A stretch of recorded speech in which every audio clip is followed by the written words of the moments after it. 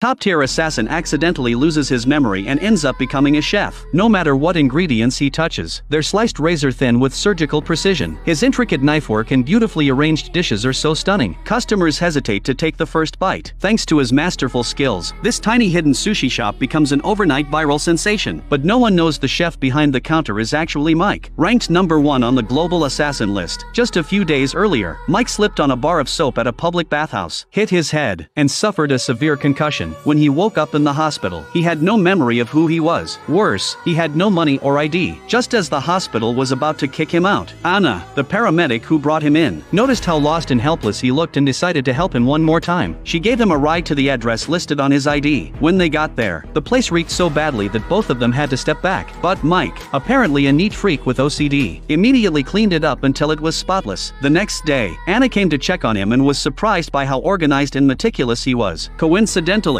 her family restaurant needed an extra pair of hands in the kitchen, so she offered Mike the job. At first, no one had high hopes for the clumsy new guy, but to everyone's shock, Mike displayed extraordinary knife skills. Thanks to his culinary talents, business at Anna's restaurant exploded overnight, drawing in fans from far and wide eager to try his signature creations. One day, Mike noticed a note on the calendar. He had a scheduled performance on the 24th. That's when it hit him, he must be an actor. But as it turned out, Mike was absolutely terrible at acting. He either overacted or took things too far with his scene partners. The director thought he was just there to mess around and fired him on the spot. His dreams of stardom were crushed before they could even begin. Still, Mike didn't give up. He stuck around as a background extra, just a face in the crowd. But luck never seemed to be on his side. Back at home, Mike kept practicing. When he returned to set, he landed a small role as a gangster. But with his improved acting and natural intensity, he stole the scene and suddenly went viral. The director took notice and bumped him up from extra to leading man. It seemed like Mike had finally found his true identity. Standing in front of Anna, he felt whole again. But one day, a familiar song triggered something deep in his memory. Everything came rushing back. He rushed home and confronted the man who had caused his amnesia, only to find that the imposter had been using Mike's name and had already made a catastrophic mistake.